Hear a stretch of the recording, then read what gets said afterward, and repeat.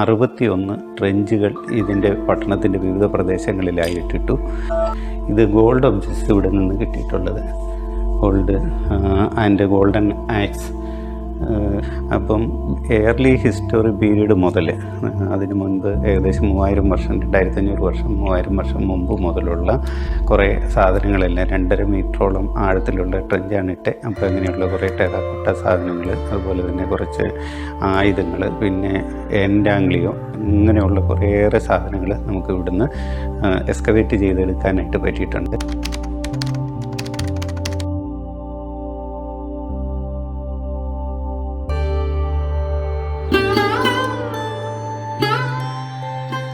മുസിരിസ് ഏകദേശം 2500 വർഷങ്ങൾക്ക് മുൻപ് നിലനിന്നിരുന്ന ഒരു തുറമുഖ സംസ്കാരത്തിൻ്റെ അവശേഷിപ്പ്.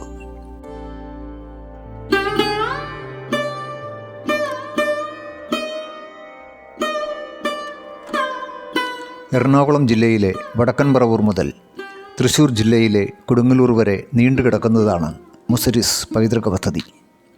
കൂടാതെ ഇത് ഇന്ത്യയിലെ തന്നെ ഏറ്റവും വലിയ പൈതൃക സംരക്ഷണ പദ്ധതിയായി അറിയപ്പെടുകയും അനേകം ചരിത്ര വിദ്യാർത്ഥികൾക്കും ടൂറിസ്റ്റുകൾക്കും വളരെ കുറഞ്ഞ സമയം കൊണ്ട് പ്രിയങ്കരമായി തീരുകയും ചെയ്ത പ്രദേശങ്ങളാണ്.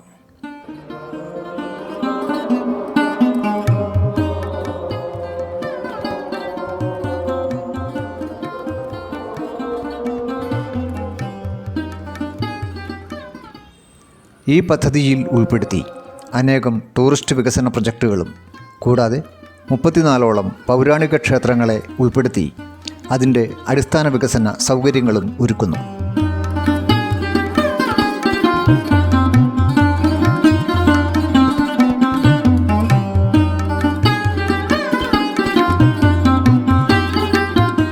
ഇതാണ് മുസിരിസ് ഉത്ഖനനം നടന്ന പ്രദേശം.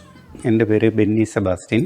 ഞാൻ KCHR എന്ന് പറയുന്ന സ്ഥാപനത്തിൽ മാനേജറായിട്ട്, പട്ടണം സൈറ്റിൻ്റെ മാനേജറായിട്ട് വർക്ക് ചെയ്യുന്നു. കഴിഞ്ഞ വർഷമാണ് ഞാൻ ജോയിൻ ചെയ്തത്. ഇവിടെ വന്നു കഴിഞ്ഞപ്പം ഈ സൈറ്റിൻ്റെ പ്രത്യേകതയും ഇതിൻ്റെ കാര്യങ്ങളുമൊക്കെ ഏകദേശം മറ്റുള്ളവരിൽ നിന്ന് അറിഞ്ഞതനുസരിച്ച് ഇത് 2006 മുതൽ 2014 വരെയുള്ള കാലഘട്ടങ്ങളിൽ 61 ട്രെഞ്ചുകൾ ഇതിൻ്റെ പട്ടണത്തിൻ്റെ വിവിധ പ്രദേശങ്ങളിലായി ഇട്ടിട്ടു. അപ്പം എയർലി ഹിസ്റ്ററി പീരീഡ് മുതൽ അതിന് മുൻപ് ഏകദേശം 3000 വർഷം 2500 വർഷം 3000 വർഷം മുമ്പ് മുതലുള്ള കുറേ സാധനങ്ങളെല്ലാം 2.5 മീറ്ററോളം ആഴത്തിലുള്ള ട്രെഞ്ചാണ് ഇട്ട്. അപ്പോൾ അങ്ങനെയുള്ള കുറേ ടെറാക്കോട്ട സാധനങ്ങൾ, അതുപോലെ തന്നെ കുറച്ച് ആയുധങ്ങൾ, പിന്നെ എൻഡാംഗ്ലിയോ, ഇങ്ങനെയുള്ള കുറേയേറെ സാധനങ്ങൾ നമുക്ക് ഇവിടുന്ന് എക്സ്കവേറ്റ് ചെയ്തെടുക്കാനായിട്ട് പറ്റിയിട്ടുണ്ട്. ഇതെല്ലാം സൂക്ഷിച്ചിട്ടുണ്ട്. ആ സൂക്ഷിച്ചേക്കുന്നതിനോടനുബന്ധിച്ച് അതിൻ്റെ ഫോട്ടോ എടുത്ത് ഒരു ചിൽഡ്രൻസ് മ്യൂസിയം വർക്ക് ചെയ്തിരുന്നതാണ്. ആ ചിൽഡ്രൻസ് മ്യൂസിയത്തിൽ വെച്ചിരിക്കുന്ന സാധനങ്ങളുടെ വീഡിയോ ആണ് ഇപ്പം നമ്മൾ എടുക്കാനായിട്ട് പോകുന്നത്. ലക്ഷക്കണക്കിന് സ്റ്റോക്കുണ്ട് നമുക്ക് കിട്ടിയേക്കുന്നത്. ഇതെല്ലാം കൂടി എടുത്തു വെച്ച് അധികം താമസിയാതെ പട്ടണം കേന്ദ്രമായിട്ട് നമ്മളൊരു സൈറ്റ് മ്യൂസിയം പ്ലാൻ ചെയ്യുന്നുണ്ട്. നമുക്ക് സൗത്ത് ഇന്ത്യയിലെങ്ങും സൈറ്റ് മ്യൂസിയങ്ങളില്ല. അത്തരത്തിലുള്ളൊരു സൗത്ത് മ്യൂസിയമാണ് പ്ലാൻ ചെയ്യുന്നത്. ഒരു വർഷത്തിൻ്റെ ഉള്ളിൽ യാഥാർത്ഥ്യമാകുമെന്ന് പ്രതീക്ഷിക്കുന്നു. ഒരു വീഡിയോയിലേക്ക് ഇപ്പം പ്രധാനമായിട്ടും KCHR ചെയ്യുന്നത് ഇപ്പം 2 തരം കോഴ്സുകൾ നടത്തുന്നുണ്ട്. സ്കൂൾ ഓഫ് എപ്പിഗ്രാഫി എന്നുള്ള പേരിൽ പഴയ ബ്രഹ്മി ലാംഗ്വേജും ഇങ്ങനെയുള്ള പുരാതന കാലത്തുണ്ടായിരുന്ന ലാംഗ്വേജ് പഠനം, അത് അങ്ങനെയുള്ള ഒരു കോഴ്സ് എപ്പിഗ്രാഫി എന്ന് പറഞ്ഞ് ഹിസ്റ്ററി വകുപ്പുമായിട്ട് ബന്ധപ്പെട്ടുള്ള ഒരു കോഴ്സുണ്ട്. അതുപോലെ തന്നെ ഡച്ച് ലാംഗ്വേജ് പഠനത്തെ അടിസ്ഥാനമാക്കിക്കൊണ്ട് കോസ്മോസ് മലബാറിക്കസ് എന്നും പറഞ്ഞ് ലീഡൻ യൂണിവേഴ്സിറ്റിയുടെ കീഴിൽ ഒരു കോഴ്സ് ഇപ്പോൾ പുതിയതായിട്ട് വരണം. അപ്പോൾ ഇതൊക്കെയാണ് മെയിനായിട്ടുള്ളത്. പിന്നെ ഈ കിട്ടിയേക്കുന്ന സാധനങ്ങളെല്ലാം ഉൾപ്പെടുത്തിക്കൊണ്ട് ഒരു സൈറ്റ് മ്യൂസിയം അധികം താമസിയാതെ തയ്യാറാക്കുന്നു. അതിനായി 2 കെട്ടിടങ്ങൾ ഈ സൈറ്റിൽ തന്നെ നമ്മൾ തയ്യാറാക്കിയിട്ടുണ്ട്. ഈ കെട്ടിടങ്ങളുടെ കൈമാറ്റം ഈ 2-ാം തീയതി മാർച്ച് മാസം 2-ാം തീയതി ഇത് KCHR തരികയും KCHR അതിനെ തുടർന്ന് ഒരു വർഷത്തിൻ്റെ ഉള്ളിൽ തന്നെ ഒരു മ്യൂസിയം തയ്യാറാക്കി മ്യൂസിയം പിന്നാലെ വരുന്നതുമാണ്.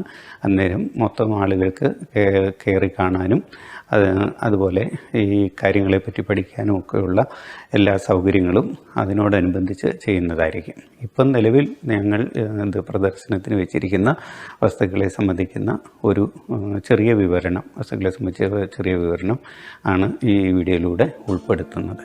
നമുക്ക് ഇതിലേക്ക് പോകാം.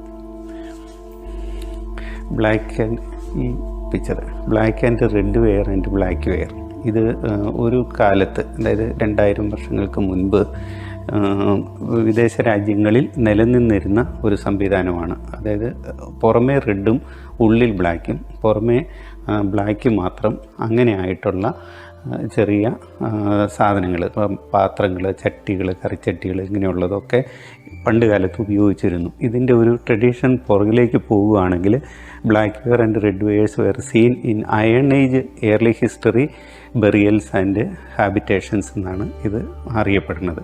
അയൺ ഏജ്, അത് ഇരുമ്പ് യുഗം, ആ കാലഘട്ടങ്ങളിൽ ഉണ്ടായിരുന്നതാണ്. അതിനപ്പുറമുള്ളത് കോഴ്സ് റെഡ് വെയർ എന്ന് പറയുന്നതാണ്. ഇത് ബൗളിൻ്റെ ഭാഗങ്ങൾ, ഇതും ഇവിടെ നിന്ന് എക്സ്കവേറ്റ് ചെയ്തപ്പോൾ നമുക്ക് കിട്ടിയിട്ടുള്ളതാണ്. ഇതിനും ഏകദേശം 1500-2000 വർഷം പഴക്കം ഉള്ളതാണ്. ഇത് shades with script and stylus, ഇത് പഴയ ഒരു സ്ക്രിപ്റ്റ് ഇതിൽ കൊടുത്തിരിക്കുന്നതാണ്. ആ സ്ക്രിപ്റ്റാണ് ഇതിൽ കാണിച്ചിട്ടുള്ളത്. ഇത് ഒരു അയൺ റൈറ്റിങ്ങിന് ഉപയോഗിച്ചുകൊണ്ടിരുന്ന എഴുത്താണിയാണെന്നാണ് പറയപ്പെടുന്നത്. എഴുത്താണിയാണ്. തമിഴ് ബ്രഹ്മി സ്ക്രിപ്റ്റാണ് ഇതിൽ കൊടുത്തിരിക്കുന്നത്.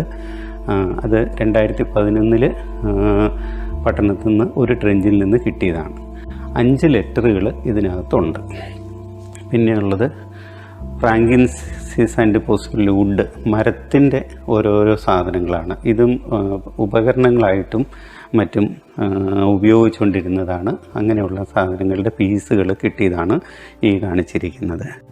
പിന്നെ പട്ടണം കോർ റോറി വെയർ, ഇത് അൺഐഡൻറ്റിഫൈഡ് പോട്ടറിയാണ്. ഇതെവിടെയാണ് ഇതിൻ്റെ നിർമ്മാണം എന്നുള്ളത് നമുക്ക് ഐഡൻറ്റിഫൈ ചെയ്യാൻ പറ്റിയിട്ടില്ല.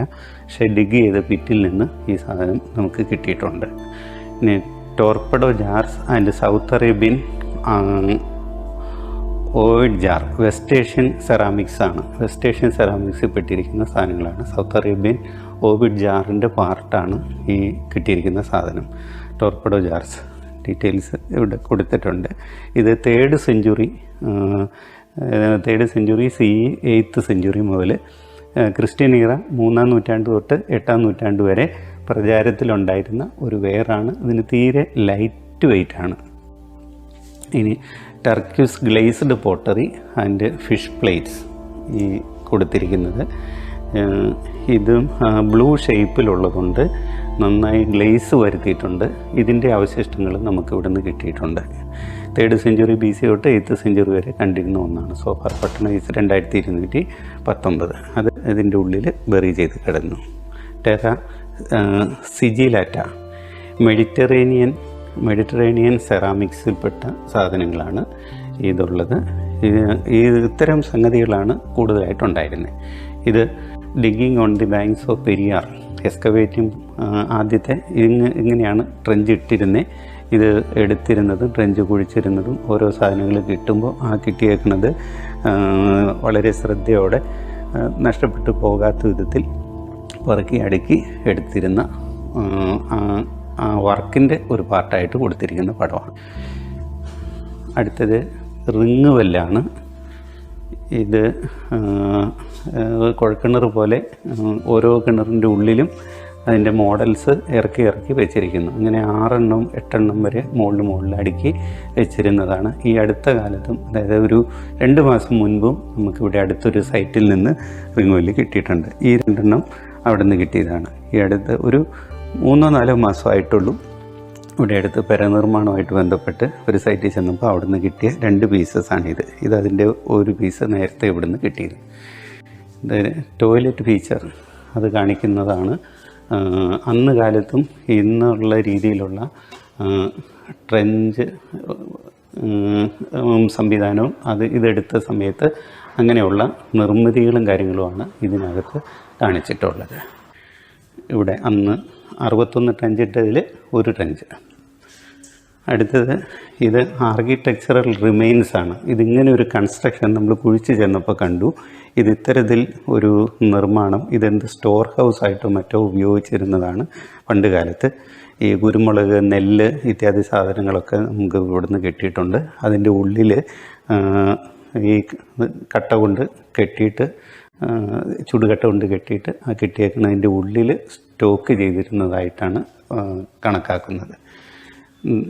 പിന്നെ ദ വാർഫ് ആൻഡ് കാനോയി, ഇതിവിടെ അടുത്ത് വാർഫ് പ്ലോട്ട് എന്ന് പറഞ്ഞൊരു പ്ലോട്ടിൽ നിന്ന് നമുക്ക് കിട്ടിയേക്കുന്നതാണ്. 6 മീറ്റർ നീളവും ഒക്കെയുള്ള ഒരു ചെറു വള്ളത്തിൻ്റെ അവശിഷ്ടമാണ് ഈ കിട്ടിയേക്കുന്നത്. Parallel to the wharf like structure. Wood was identified to be ആഞ്ഞിലി മരം കൊണ്ടുണ്ടാക്കിയേക്കുന്ന ഒരു കളിവള്ളമാണ്. ഇത് 1st സെഞ്ച്വറി CE പീരീഡിലാണ് എന്നാണ് ക്രിസ്ത്യനിയർ 1-ാം നൂറ്റാണ്ടിൽ മറവ് ചെയ്യപ്പെട്ട ഒരു സാധനമാണെന്നാണ് വിശ്വസിച്ച് പോരുന്നത്. ഇത് ഗോൾഡ് ഒബ്ജക്ട്സ് ഇവിടെ നിന്ന് കിട്ടിയിട്ടുള്ളത്. Gold and golden axe. ഇത് എന്ത് പർപ്പസിന് ഉപയോഗിച്ചിരുന്നതാണെന്ന് ഐഡൻറ്റിഫൈ ചെയ്യാനായിട്ട് പറ്റിയിട്ടില്ല. എയർലി ഹിസ്റ്റോറിക് പീരീഡിലാണ് ഈ സാധനങ്ങൾ ഉപയോഗിച്ചിരുന്നത്. പിന്നെ ഇത് മുഴുവൻ ഗ്ലാസ് ബീഡ്സാണ്. ഗ്ലാസ്, വിവിധ കളറിലുള്ള ഗ്ലാസ്സുകളിൽ നിന്ന് ബീഡ്സ്, മുത്തുകളുണ്ടാക്കി മാലയും മറ്റ് സാധനങ്ങളൊക്കെ ഉണ്ടാക്കിക്കൊണ്ടിരുന്നതിൻ്റെ അവശിഷ്ടങ്ങളാണ്. ഇത് പണ്ട് കാലത്ത് ഇത്തരത്തിലുള്ള വർക്ക് ഇവിടെ നടന്നിരുന്നു എന്നാണ് അറിയപ്പെടുന്നത്. ഇത് പല ഡിസൈനിൽ ഉള്ള ബീഡ്സാണ് കിട്ടിയിട്ടുള്ളത്. അത് കുറേ ഏറെ സ്റ്റോക്ക് നമുക്ക് കിട്ടിയിട്ടുണ്ട്. പിന്നെ glass bead waster, glass slag and glass bangle, ഇതെല്ലാം ഗ്ലാസ് കൊണ്ടുള്ള ഓരോരോ സാധനങ്ങൾ, വളയും അതുപോലെയുള്ള കമ്മലുമൊക്കെ. ഇത് ഇൻഡാംഗ്ലിയോ ആണ്. വളരെ കോസ്റ്റ്ലി ആയിട്ടുള്ളൊരു സാധനമാണ്. പണ്ട് കാലത്ത് ഈ മോതിരത്തേലും മറ്റൊക്കെ ഉപയോഗിക്കുന്ന ലീപ്പിംഗ് ലൈനാണ് ഇതിനകത്ത് എപ്പിക്റ്റ് ചെയ്തേക്കുന്നത്. ഇങ്ങനെ ഒരു ഇൻഡാംഗ്ലിയോ നമുക്ക് ഒരു സൈറ്റിൽ നിന്ന് നമുക്ക് കിട്ടിയിട്ടുണ്ട്. ഇത് ഗ്ലാസ് ഫ്രാഗ്മെൻറ്റ്സ് ആണ്. Painted glass, mosaic glass and Roman pillared bowl. ഇതൊക്കെ ഇതും ആ കൾച്ചർ, അറേബ്യൻ കൾച്ചറും ഇവിടെ ഉണ്ടായിരുന്നു എന്നുള്ള റോമൻ പില്ലേഡ് ബൗൾ, അവരുമായിട്ട് ട്രേഡ് ലിങ്ക്സ് പണ്ട് കാലത്തുണ്ടായിരുന്നു എന്നാണ് പറയപ്പെടുന്നത്. ഇനി പല കളറിലുള്ള കല്ലുകളാണ്, പല കളറിലുള്ള കല്ലുകൾ. ഇത് വളരെ പ്രഷ്യസ് ആയിട്ടുള്ള റോ മെറ്റീരിയലാണ്, സ്റ്റോൺ റോ മെറ്റീരിയൽസാണ് ഈ സാധനങ്ങൾ. റഫ് ഔട്ട് ആൻഡ് ഡെബിറ്റേജ് ഇതൊക്കെ ചെയ്തിട്ടുള്ള സംഗതികൾ. ഇനി stone beads and bead blinds. ഇതെല്ലാം കല്ലും കൊണ്ട് തന്നെ, വിവിധ കല്ലുകൊണ്ട് തന്നെ വിവിധ ആകൃതിയിൽ കൊത്തി റെഡിയാക്കിയിട്ടുള്ള ഉപകരണങ്ങൾ, ആൾക്കാർ ഉപയോഗിച്ചിരുന്ന ആഭരണങ്ങൾ എന്ന് വേണമെങ്കിൽ പറയാം. അടുത്തത് സ്റ്റോൺ ഇല്ലേസ് ആൻഡ് ക്യാമറോ ബ്ലൈൻഡ്സ്. സ്റ്റോൺ കൊണ്ട് തന്നെ ഉണ്ടാക്കി വിവിധ തലത്തിലുള്ള രത്നക്കല്ലുകൾ, ക്യാമിയോ ബ്ലൈൻഡ്സ്, സ്റ്റോൺ ഇല്ലേസ് എന്നുള്ള സാധനങ്ങളെല്ലാം എടുത്ത് വന്നേക്കുന്നത്. ഇനി സ്റ്റോൺ മൗൾഡുകളാണ്. വ്യത്യസ്തങ്ങളായ മൗൾഡുകൾ, ഇങ്ങനെയുള്ള ആഭരണങ്ങളൊക്കെ നിർമ്മിക്കുന്നതിന് ഉള്ള മൗൾഡുകളാണ് ഈ പടത്തിനകത്ത് കാണിച്ചിട്ടുള്ളത്.